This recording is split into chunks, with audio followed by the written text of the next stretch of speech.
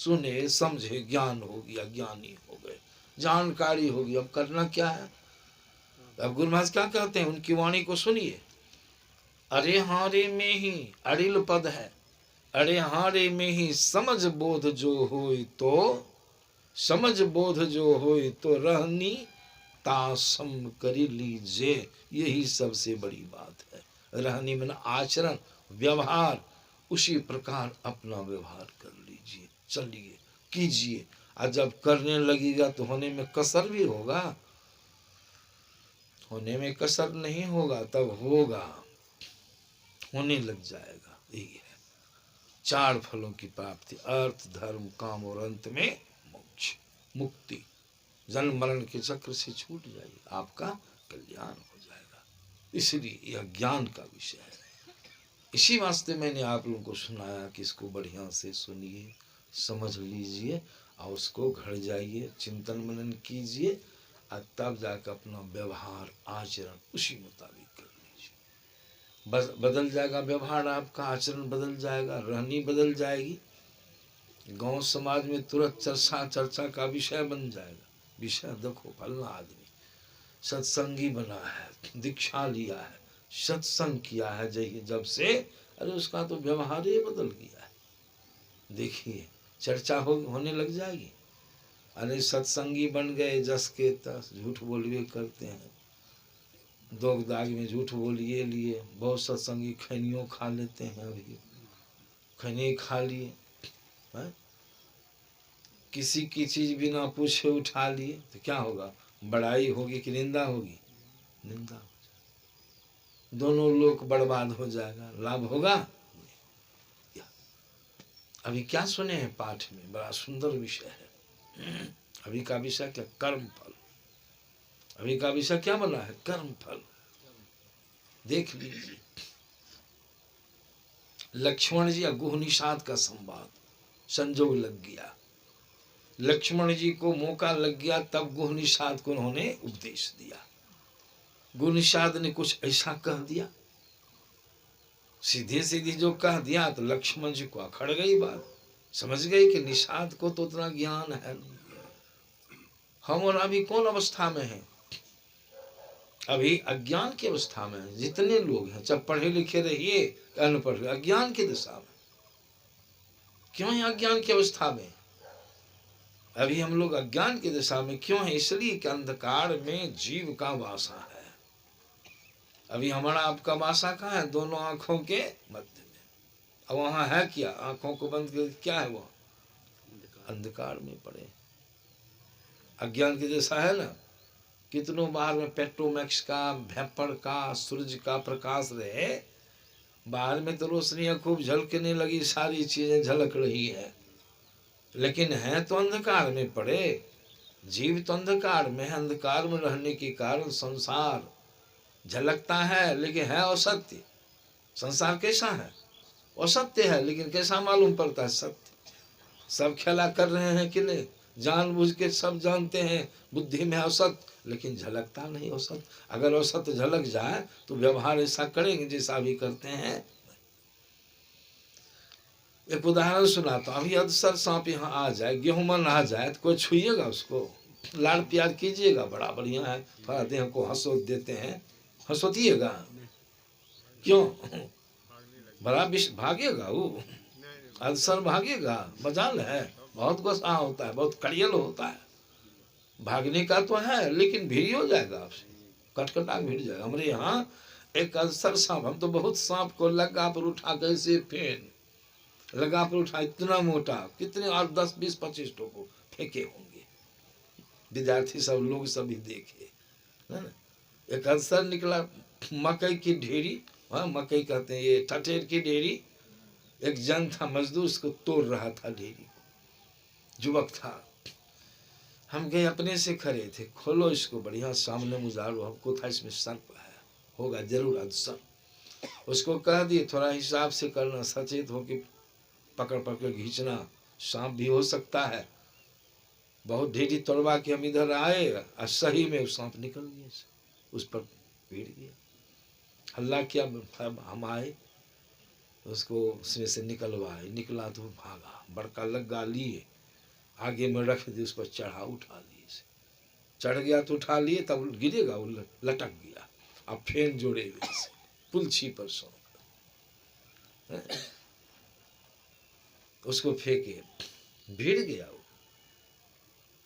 है ना। हम कहे कि देखो फैन जोड़ के एकदम पूरा गुस्सा करके ऐसे ऐसे करे, हम के गुस्सा मत करो, हम हैं तो बचे हो, नहीं तो जितना आदमी है डंटा लेके सब तैयार है, चौतरफी मार देगा, मारते डंटा से। हाँ, जाओ सीधे निकलो, उसको एक जगह दे धर रहा है, छोड़ दी, चला गया। बहुत गुस्सा होता है। ये कितना सुंदर उदाहरण है कि एक विषधर है, गेहूं है, उससे आप दूर रहना चाहते हैं, उसको छूछा नहीं करना चाहते, डरते हैं। क्यों? विषैला है, डस लेगा, जीवन लीला समाप्त हो जाएगी, डरते हैं। लेकिन वही यदि सरसर गेहूं कोई बच्चा के सामने जाएगा, क्या वो डरेगा? बच्चा उसको पकड़ना चाहेगा। क्यों? सुंदर है नहीं, सुंदर तो जो है सो है, वो अज्ञान की अवस्था, उसको मालूम नहीं कि क्या है, उसको मालूम है कि विषैला है, देखने में तो सुंदर है, बहुत सुंदर लगता है, इसीलिए वह चाहेगा छूने के लिए, सुंदर है। लेकिन ये तो ज्ञान नहीं कि कैसा है। हम लोग भी देखते हैं सांप सुंदर है, लेकिन हम लोग के पास ज्ञान है, सुंदर तो है जरूर, लेकिन विश्वास बड़ा है, विषैला है, नहीं छुएंगे, बच्चा छू लेगा। उसी प्रकार अभी संसार और सत्य है, विषैला है, लेकिन हम लोग उसमें गर्से हैं कि नहीं, उत्प्रोत हैं कि नहीं। क्यों? अंधकार की कारण, अंधकार में, अज्ञान की अवस्था में है। अगर अंधकार नहीं रहे, प्रकाश हो जाए, इस संसार झलक जाएगा, वो सत्य है। विषैला है, तब छुइएगा इसको? नहीं छुइए, अज्ञान की अवस्था में। तो ना वो जो है, जो लक्ष्मण जी समझा, निषाद जो है अज्ञान के साथ। लक्ष्मण जी वहां बैठे हैं, उनके समीप पहाड़ा दे रहे, और रामचंद्र जी और सीता जी कहाँ पड़े हैं? पत्तों की शैया पर शयन कर रहे। दर्दनाक स्थिति है कि नहीं? दुखद स्थिति है कि नहीं? दुखद दृश्य है कि नहीं है? निषाद राज ने देखा, हाँ ये लोग राजकुमार, राजघराने के लोग हैं, चक्रवर्ती राजा दशरथ के पुत्र हैं, और विदेह राजा जनक की पुत्री सीता जी, देखने में कितनी सुंदर, कितनी सुंदरता उसके शरीर में। लेकिन आज इन लोगों का क्या दुर्भाग्य बन गया, कितना संकट झेल रहे हैं सबको। किसके कारण है? बदौलत कई के कारण। साधारण ज्ञान है उसका, साधारण ज्ञान है, कई के कारण है। हम लोग भी साधारण ज्ञान में हम बूझते तो सही हैं कि कई अगर वरदान नहीं लेती 14 वर्षों का वनवास का, तो क्या रामचंद्र जंगल चले जाते? कारण तो हम अज्ञान की अवस्था में हैं, साधारण कारण तो ही है, कई ही ना, कई वरदान मांगी तब न जब वनवास हुआ, तापस वेश विशेष उदासी, 14 वर्ष राम वनवासी। लेकिन जड़ में क्या कारण है? ज्ञान तो निषाद राज को नहीं है, अज्ञावस्था में। तब लक्ष्मण जी समझाने लगे, विशेष ज्ञान धारण करने वाले लक्ष्मण जी थे, सचेतन। लक्ष्मण जी ने कहा कि हे निषाद सुनो, तुम जो व्यर्थ किसी के ऊपर दोषारोपण करते हो, तुम नहीं जानो, हमको मालूम है। लक्ष्मण जी कहते हैं, और सुने बहुत प्रेम के साथ। भाषा उनकी कैसी थी सो देखिए। जो आया बोले, लखन मधुर, मधुर माने मीठा, मधुर माने मीठा, और मृदु, मृदु माने कोमल। मिठाई भी खाइए बढ़िया कोमल हो, और ठोस हो, कड़ा हो, खाने में बड़ा मुश्किल। और मुलायम मिठाई हो तो कितना खाने में पसंद कीजिएगा। एक तो मधुर वाणी और कोमल वाणी। बोले लखन मधुर मृदु वाणी, और भी इतना ही नहीं, ज्ञान विराग भगति रस, ज्ञान से वैराग्य, वैराग्य मन संसार के पदार्थों से जिसका मन ऊपर उठा हुआ है, जो संसार के विषयों में लिप्त नहीं है, उसका ज्ञान कितना पवित्र हुआ। जो पक्षा पक्षी में नहीं है, जिसके लिए सब समान है, उसका वचन पाक्षिक होगा, एक पक्षीय वचन होगा नहीं, सात्विक वचन होगा, निष्पक्ष वाणी होगी। इसीलिए लक्ष्मण जी की वाणी देखिए, जबकि वे भी दुख भोग रहे साथ में, है ना, फिर भी निषाद राज की बात में हाँ मिलाए। हम लोग तो मिला देते हैं, कहीं कुछ हुआ, घटना घटी, हाँ उसको इस साल ने बहुत अन्याय किया, कर देते हैं। लेकिन लक्ष्मण जी ने कहा, बोले लखन मधुर मृदुवानी, ज्ञान विराग भक्ति रसानी, काहु उनको सुख दुख कर दाता, निजकृत कर्म भोग सुनो। निष्कर्ष बता दिया, निजकृत कर्म। इसमें कैकेयी का दोष न भी तो दिखाई पड़ता, कैकेयी का दोष, लेकिन ऐसा वरदान मांगने में कैकेयी कैसी थी। राम के साथ कैकेयी का कितना सुखद व्यवहार था। टीवी अभी सीरियल में भी देखे होंगे, जो चारों भाई, ये दोनों भाई जंगल से आए, ये गुरुकुल से आए, सब भाई पढ़ के चारों भाई, तो कैकेयी पहले, सबसे पहले किसको चूमती है? राम को। राम को खोज, अपने पुत्र भरत को नहीं खोजती है। और रामचंद्र जी भगवान पहले प्रणाम किए तो अपनी माता कौशल्या को नहीं, सबसे पहले किसको प्रणाम करते? कैकेयी को। कैकेयी भरत को पहले नहीं खोजती है, राम को। मेरा राम, कहाँ हो राम? ऐसा था प्रेम। लेकिन आज क्या हुआ? वही कैकेयी क्या हुआ? उसके सर पर काल सवार हो गया। दशरथ जी का कर्म फल सवार हो गया काल के रूप में। जिस तरह से किसी को बुखार लग जाने पर किसी के शरीर पर प्रेत सवार हो जाता है, तो प्रेत वर्णन करता है, प्रेत बकता है, वह नहीं बकता है। उसी प्रकार आज कैकेयी के मुख से दशरथ जी का जो कर्म था वह बकने लगा। तो कैकेयी वरदान मांगती है, हमको वरदान दीजिए, तापस वेश विशेष उदासी, 14 वर्ष राम वनवासी। सरस्वती जी जाती हैं मंथरा की बुद्धि को फेरने के लिए, देवता लोगों के कहने पर। क्यों? देवता लोग जाते हैं सरस्वती जी के पास, हे सरस्वती देवी, अनर्थ हो जाएगा अगर राम राजा बन जाएंगे, राजपाट संभालने लग जाएंगे, तो जंगल में जो राक्षस लोगों का जन्म हुआ है, इतना उत्पात कर रहा है, उसका अंत कौन करेगा? राम जंगल जाएंगे तब न उससे भिड़ंत होगा, तो उसका विनाश वही कर सकते हैं, सबसे संभव नहीं है। राम को तो काल सिंहासन मिलने वाला है, राज्य गादी तिलक होने वाला है, इसलिए आप कुछ ऐसा काम कीजिए उचाट हो जाए, यह जो कार्य चलेगा वह भंग हो जाए। तब सरस्वती जी जाती हैं, मंथरा के सर पर सवार हो जाती हैं। मंथरा के माध्यम से कैकेयी की बुद्धि को बदलने का प्रयास किया गया। तब कैकेयी की बुद्धि बदल गई और इसमें राजा दशरथ का भी कर्म फल जो था उस सहयोग दे दिया, कर्म फल सहयोग दे दिया। तो तब कैकेयी मांगी, तापस वेश विशेष उदासी, 14 वर्ष। लक्ष्मण जी कहते हैं, निजकृत कर्म, जीव जो अपने हाथों से कृत करता है, शुभ कर्म करता है, अशुभ कर्म करता है, उसका परिणाम ही मात्र जीव को भोगना पड़ता है, बेसी कमी कुछ उसको मिलने वाला नहीं। भगवान की वाणी भी है, कहते हैं रामचंद्र जी भगवान,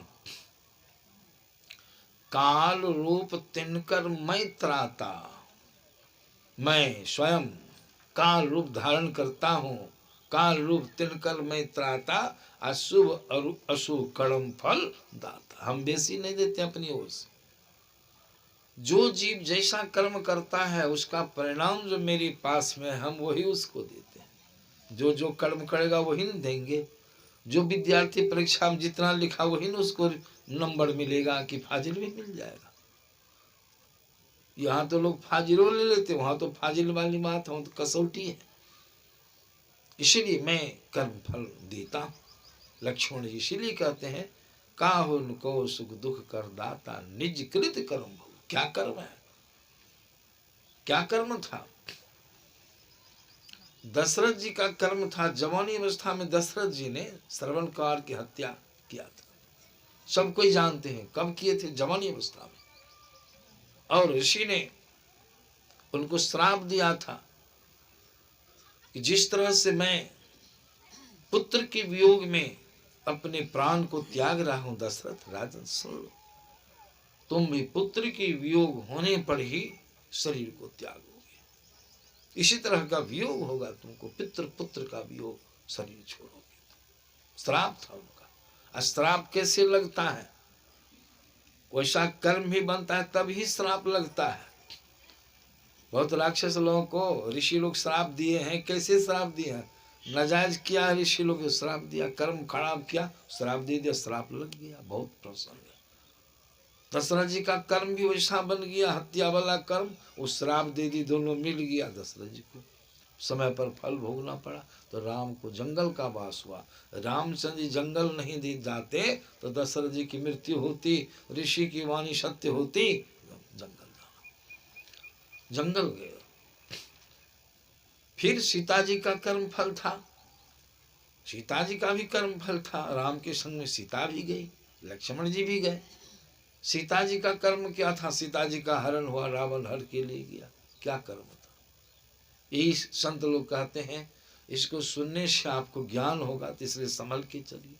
सीता जी सी नारी को उसके द्वारा जो किया गया कर्म हुआ, बहुत वर्ष पहले शादी सीता जी की नहीं हुई थी, तभी सीता जी, सुने होंगे प्रसंग, कई बार मैंने भी सुनाया है। सीता जी एक सुग्गी को पकड़ करके सुवर्ण के पिंजरा में बंद करके रखी थी। क्यों? इसलिए कि सीता जी के बारे में सुग्गी भविष्यवाणी की थी। सीता जी अपने सहेलियों के साथ जंगल में विचरण करने के लिए गई, खेल कूद करती थी, और वहीं पर एक वृक्ष की डाली पर सुग्गा सुग्गी दोनों पति पत्नी दंपत्ति बैठा था।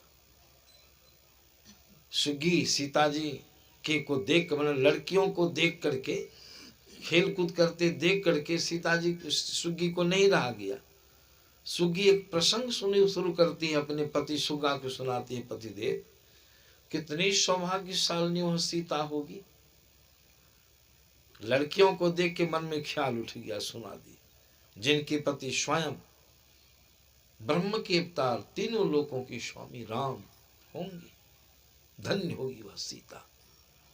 अपने में चर्चा की बोल करके, लेकिन सीता जी उसकी बात को सुन ली, अपना नाम सुनी, नाम की बड़ाई, बढ़िया अच्छी बात सुनी। सीता जी के मन में हुआ कि सुग्गी जो सीता नाम की चर्चा कर रही है लड़की की, तो हमारे नाम की तो बहुत सीता होगी लड़की। एक नाम की कितने लड़कियां होगी? सीता नाम। अब हमारी भी सब बोल रही है कि कोई दूसरी सीता है, थोड़ा ऐसे पूछना चाहिए। देखिए, अब सीता जी निकट आ गई, वृक्ष के निकट आ गई, वृक्ष की डाली पर सुग्गी है। सीता जी बहुत प्रेम से कहती है कि हे बहन सुग्गी, तुम जो इस सीता के बारे में वर्णन की है, कौन सीता के बारे में, वह कौन सीता है? सुग्गी भी भांफ लेती है कि लगता है इस लड़की का नाम सीता है। बात खटकने लगी। सुग्गी कहती है कि बहन, मैं जनक की पुत्री सीता की चर्चा करती हूँ, जनक पुत्री। तो गदगद हो गई, कहती कि बहन सुग्गी, वह सीता तो मैं ही हूं, मैं जनक की पुत्री हूं, मेरा नाम सीता है। सुग्गी भी बहुत प्रसन्न हो जाती है। सुग्गी कहती, धन्य हो बहन, तुम धन्य हो, अपने भाग्य की सराहना करो। तुम्हारे जो पति होंगे साधारण पुरुष नहीं, स्वयं ब्रह्म के अवतार, तीनों लोकों के स्वामी। यह सुन के सीता जी को लालच हो गई। सीता जी उस सुग्गी को येन केन प्रकार पकड़ लेती है, बजा लेती है, बच गई सुग्गी, और सुवर्ण का पिंजर बना करके मंगा करके उसमें बंद कर देती है। और जो पूछने का हुआ सब पूछी। और उसका पति सुग्गा, अभी तो कोई दिक्कत नहीं है, वो भी सुन रहा है दोनों की बातचीत को। लेकिन जब समय हो गया चलने का, संध्या हो रही है, अब तो सुग्गी कहेगी नहीं कि हमको बाहर करो, पति के साथ मैं जाऊंगी। जैसे सुग्गी कहती बहन सीते, अब तो बहुत बातें पूछी हो, अब हमको बाहर करो ना, अपने पति के साथ मैं जाऊंगी। मैं पतिव्रता हूँ, सदा पति के साथ ही निवास करती, पति की सेवा करती। सीता जी कहती हैं बहन सुग्गी, अब पति के साथ जाने की बात मत करो। सुन लो, तुम जो भविष्यवाणी की हो मेरे संबंध में, जब तक तुम्हारी बात पूर्ण नहीं हो जाएगी, मेरी शादी उस राम से नहीं हो जाती है, तब तक तुमको मेरे यहाँ ही रहना होगा। क्या दशा हुई सुग्गी की? सुग्गी हताश हो जाती है। बहन सीते क्या बोलती हो, ऐसी बात मत करो। मैं पतिव्रता हूँ, सदैव पति के साथ निवास कर। मेरे पतिदेव मेरी प्रतीक्षा में कब से पड़े हैं, हमको निकालो, शीघ्र निकालो। मेरा मन व्याकुल हो रहा है, संध्या हो रही है। वाल्मीकि मुनि के आश्रम पर रहने वाली मैं वहीं रहती, वही राम कथा में मैं सुनी थी, इसलिए तुमको सुना दी।